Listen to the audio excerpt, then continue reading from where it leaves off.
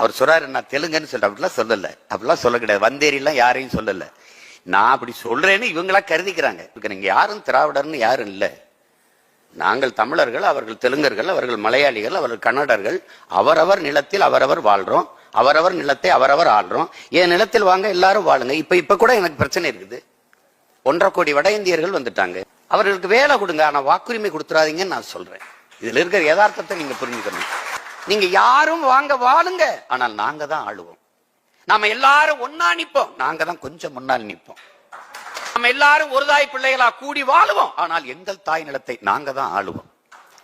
நான் ஆளும்போது என்ன நடக்கும் சீமான்? இது என் மலை, இது என் காடு, இது என் ஆறு, இது என் ஏரி, இது என் குளம், இது என் பிள்ளைகள், அவர்களுக்கான கல்வி, இது என் மக்கள், அவர்களுக்கான மருத்துவம்னு அக்கறை எப்போது வரும் என்றால், இந்த மண்ணையும் மக்களையும் பேரும் கொண்டு காதலிக்கிற ஒரு மகனிடத்திலே அதிகாரம் வரும்போதுதான் நடக்கும்.